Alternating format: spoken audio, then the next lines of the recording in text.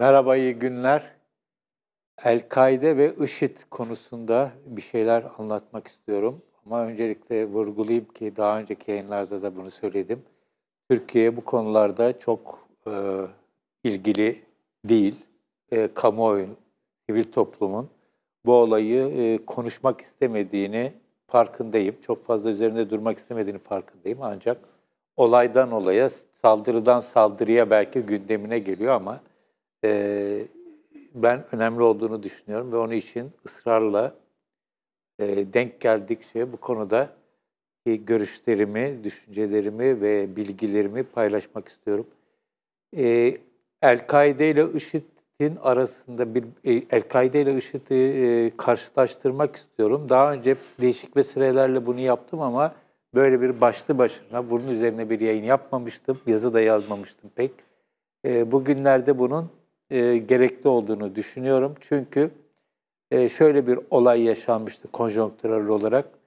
El-Kaide'nin yükselişi ve gerileyişi ve o sırada El-Kaide'nin bir ölçüde El-Kaide'nin de içinde doğan IŞİD'in yükselişi ve şu anda IŞİD'in gerilemesine tanık oluyoruz. Özellikle Irak ve Suriye'de ve buna bağlı olarak da El-Kaide'nin tekrardan IŞİD'in yerini alıp alamayacağı meselesi yavaş yavaş gündeme geliyor. Hatta bir diğer konuda El-Kaide ile IŞİD'in birbirlerine yanaşması, birlikte hareket etmesi ihtimali de telaffuz ediliyor.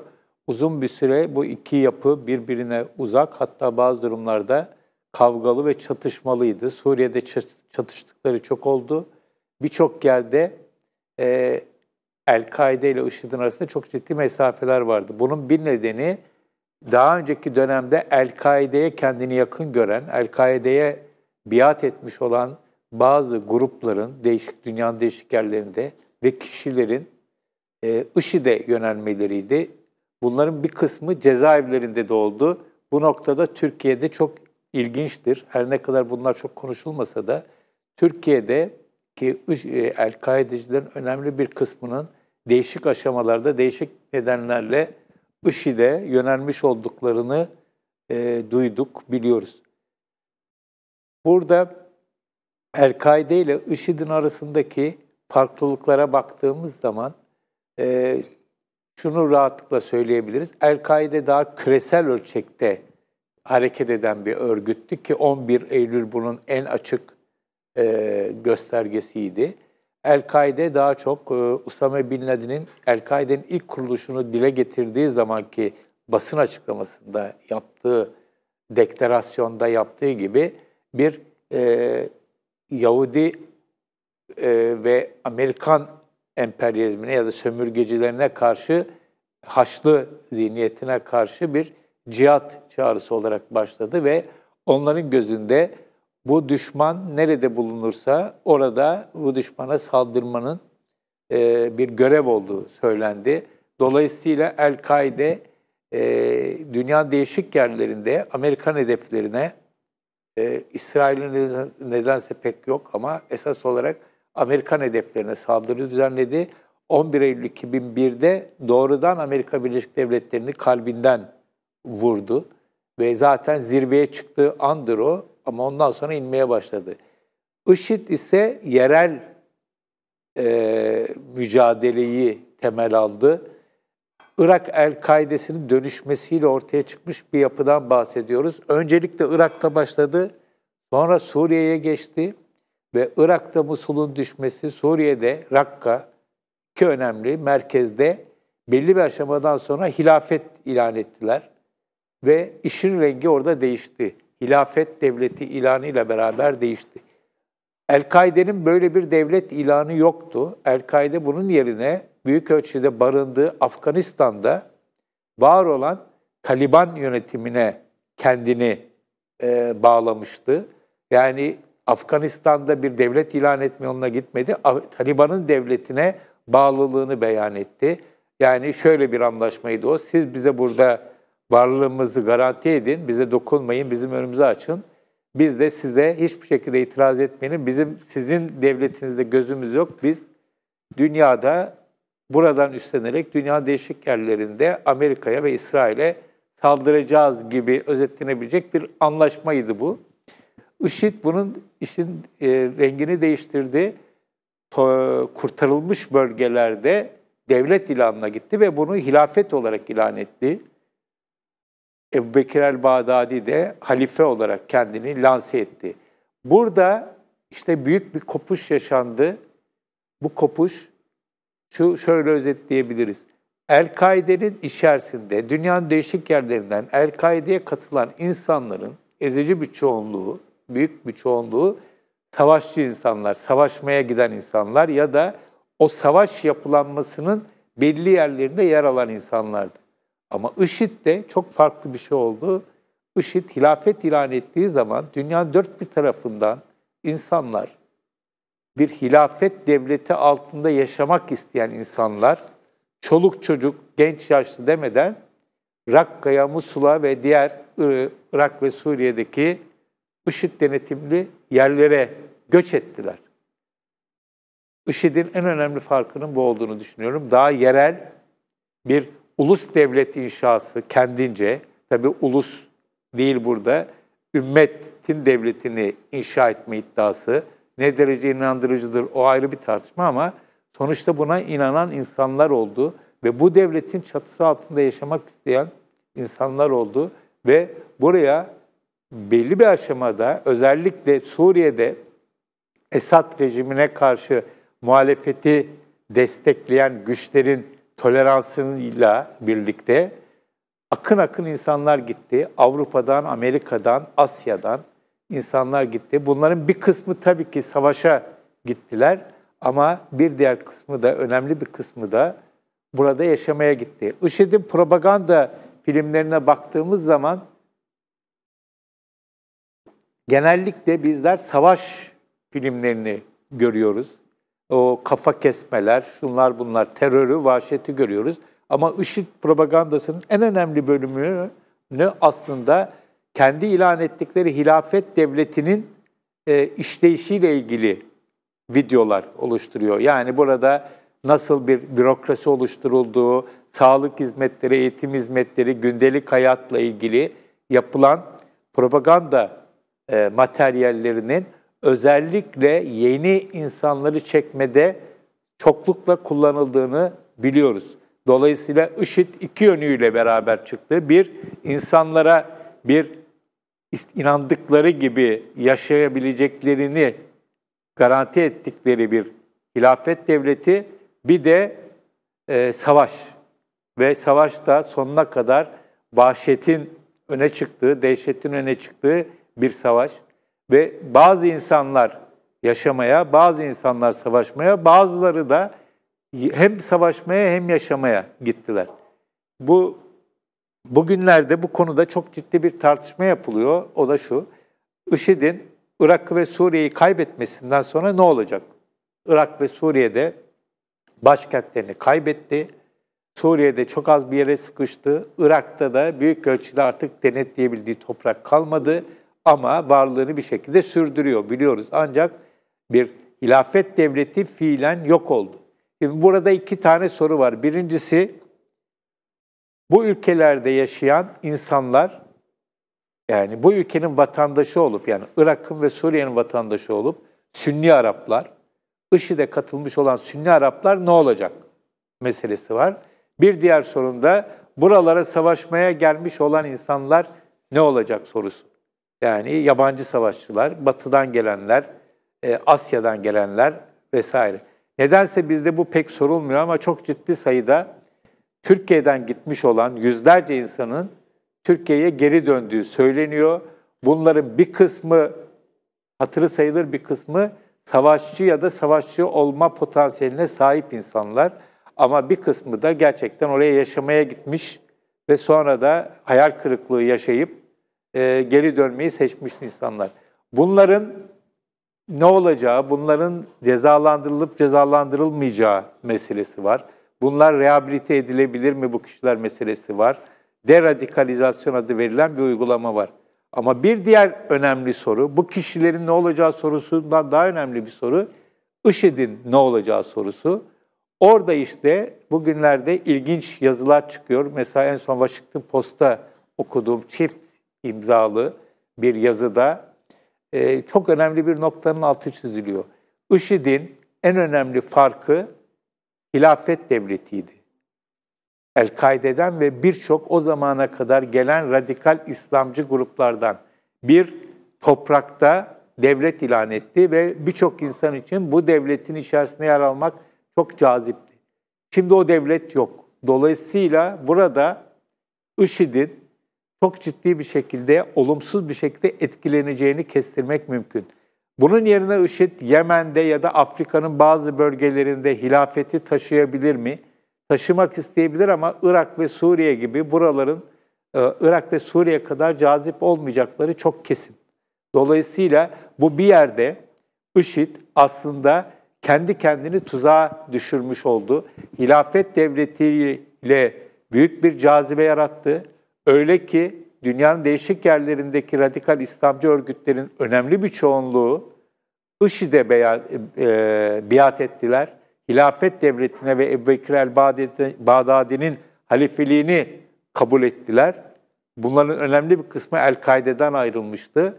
Şimdi bunlar da artık kıbleleri kalmadı, hilafetleri kalmadı. Adı üstünde hala bir hilafet var. Kendi deyimleriyle İslam devleti olarak örgüt kendini tanımlıyor. Ama bir toprak artık yok. Dolayısıyla IŞİD'i çok ciddi bir kriz bekliyor. Bu krizden El-Kaide yararlanabilir mi? Bence çok fazla yararlanabilecek bir durumu yok. Özellikle Usame Bin Laden'in öldürülmesinden sonra Eymen el-Zevahiri El-Kaide'ye bir türlü yeni bir açılım getirtemedi. Onun bir nedeni belki Eymen el-Zevahiri'nin eski Mısır'daki geleneksel İslami hareketleri çok fazla içinden gelen birisi olması, çok yenilikçi olmaması ve El-Kaide'nin içerisinde yeni, onu değiştirebilecek, ona yeni bir perspektif getirebilecek kişilerin şu ana kadar pek çıkmaması. Peki ne olur? Benim tahminim, tabii çok erken bu ama nasıl El-Kaide radikal İslamcılıkta bambaşka bir şey değilse ve IŞİD de El-Kaide'den bambaşka bir şey olarak ortaya çıktıysa muhtemelen önümüzdeki dönemde yepyeni bir şeyle karşılaşacağız. Bunun ne olduğunun hakkında söyleyebilecek hiçbir şeyim yok. Sadece yeni bir şey olacağını söyleyebilirim. Ve bu yeni şeyin esas alanının da daha çok İslam coğrafyasından ziyade Batı olacağını kestirmek mümkün. Yepyeni bir döneme bu anlamda giriyor olabiliriz.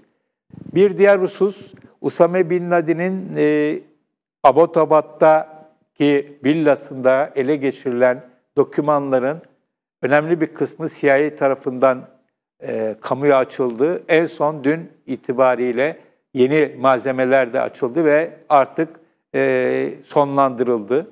Bütün ele geçirilen her şeyi yayınlamıyorlar ama yayınlanacak şeyleri sonlandırdılar. Ve burada Usame Bin Laden'in günlükleri yayınlandı. İlginç günlükler. Bazı yerlerde kendisi sorup kendisi cevap veriyor. Kendi hayatını da anlatıyor. Bazı olaylara bakışlarını da anlatıyor. Orada çok önemli bir husus var. Tabii adım adım bunlarla ilgili haberler, yorumlar çıkacak ve daha fazla informe olacağız. Orada çok önemli bir unsur var. Öteden beri dile getirilen bir unsurun Usame Bin Laden'in kendi belgelerinde de karşımıza çıktığı söyleniyor. O da El-Kaide'nin İran'la ilişkisi. Gerçekten bu çok ilginç bir olay. Öteden beri ilginç bir olay. El-Kaide ile İran arasında hani çok kaba bir deyimle aşk ve nefret ilişkisi olduğunu söyleyebiliriz. Bir dönem birbirlerine çok destek olmuş, bir dönem birbirlerine çok mesafeli olmuş ama asla birbirine güvenmeyen iki yapı söz konusu.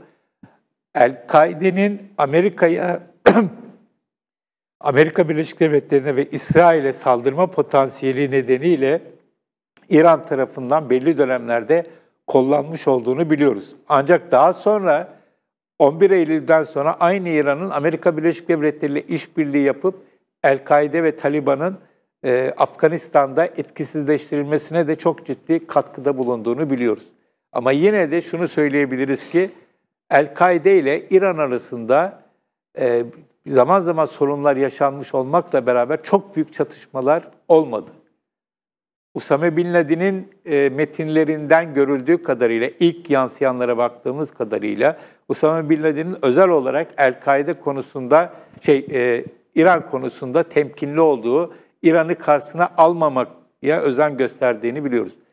Öte yandan IŞİD'e baktığımız zaman IŞİD de doğrudan İran'a saldırmış olmamakla beraber İran'ın birinci derecede destekçileri olan Şia Arapları önce Irak'ta, daha sonra Suriye'de İran'ın bütün destekçilerine savaş açmış bir yapı ve daha sonra da özellikle Suriye'de İran'ın devrim muhafızları ya da Hizbullah vesaire gibi Esad rejimine destek vermek için yollanmış güçleriyle de savaştığını biliyoruz. El-Kaide'nin, Irak'taki El-Kaide'nin IŞİD'e dönüşmesinde en önemli kişi Zerkavi'ydi. Zerkavi, Usame Bin Laden'in çok da istemeyerek Irak El-Kaide'sinin başına geçmesine izin verdiği kişiydi ve Zerkavi'yi Irak'taki daha önceki El-Kaide yapılanmasından farklı olarak, aslında tüm dünyadaki El-Kaide yapılanmasından farklı olarak en değişik kılan ve önünü açan belki de husus doğrudan Şiilere savaş açmasıydı. Şiiler derken sadece Şii devlet görevlileri değil, sivillere de. Yani onun gözünde Şii olmak öldürülmeyi hak eden bir şeydi ve Zerkavi ile beraber Irak'ta başlayan Şiilere yönelik katliamlar El-Kaide'nin Irak'ta ve daha sonra Suriye'de güçlenmesine ve buradan da IŞİD'e dönüşmesine yol açtı. Ve şunu biliyoruz, El-Kaide Şiilik konusunda tabii ki Şiiliği karşısında gören bir yapı ama bu tür bir saldırganlık doğrudan Şiilere, hele sivillere yönelik saldırganlıktan genellikle imtina ettiğini biliyoruz. Bu da çok önemli bir fark olarak El-Kaide ile IŞİD arasındaki çok önemli bir fark olarak karşısında çıkıyor. İran'a ve Şiiliğe bakış konusunda ya da bakış aynı olsa bile onlara karşı sergilenen davranış konusunda çok ciddi bir fark vardı aralarında. Bu Suriye'de belli ölçülerde aradaki mesafe azalmış olabilir ama yine de El-Kaide'nin bu konuda IŞİD kadar bir Şiileri karşısına alan bir yapı olmadığını söyleyebiliriz. Şimdi önümüzdeki dönemde ne olacak? Önümüzdeki dönemde IŞİD'in ve El-Kaide'nin ayrı ayrı dertleri var. Bunlara bağlı olarak dünyanın değişik yerlerinde faaliyet gösteren bir takım cihatçı grupların ayrı ayrı dertleri var ve bir krizden söz edebiliriz. Kriz esas olarak IŞİD'in krizi, hilafeti kaybetmenin verdiği ve bu arada hilafeti kaybederken çok sayıda insanı ve imkanını kaybetmesinin verdiği bir krizle baş başa IŞİD. Ben IŞİD'in bu krizi aşabileceğini sanmıyorum. Yok olacağı kanısında değilim. El-Kaide de yok olmadı. Krizini ama hep kriziyle beraber yaşadı ve o krizi onun yeni atılımlar yapmasının önüne engel oldu. Buradan IŞİD'in de El-Kaide'nin yaşadığı gibi bir müzmin bir krizle beraber yoluna devam edeceği kanısındayım. Ama şunu özellikle vurgulamak istiyorum. Bu örgütlerin yaşadığı kriz, Selefi cihatçı diye adlandırılan yeni perspektifin krizde olduğu anlamına gelmiyor. Bunu böyle olduğunu düşünmüyorum. Dolayısıyla demin söylediğimi tekrarlayayım. El-Kaide'yi ve IŞİD'i de aşan yeni Selefi cihatçı oluşumlara hazır olması gerekiyor dünyanın ve de tabii ki Türkiye'nin. Ama bu birden olabilecek bir şey değil. IŞİD özellikle kolay kolay teslim olmayacaktır. Başka topraklarda etkili bir şekilde kendini yine göstermeye çalışacaktır. Ve daha önceki bir yayınımda söylediğim gibi bu topraklardan birisinin maalesef Türkiye olacağı konusunda çok güçlü düşüncelerim var. Yani bunun bir delilini, kanıtını sunabilme gibi bir şeyim yok tabii ki ama benim bildiğim kadarıyla, izlediğim kadarıyla IŞİD'in önümüzdeki dönemde Irak ve Suriye'de yaşadığı büyük aldığı büyük darbelerden sonra varlığını sürdürmek istiyorsa, etkili bir şekilde sürdürmek istiyorsa yönelebileceği ülkelerin başlarında yer alıyor Türkiye. Son dönemde IŞİD'e yönelik operasyonların arttığı yolunda haberler çıkıyor. Bunların da aynı şekilde devletin de böyle bir ihtimali gördüğü ve tedbir almaya çalıştığı şeklinde yorumlayabiliriz. Evet, söyleyeceklerim bu kadar. İyi günler.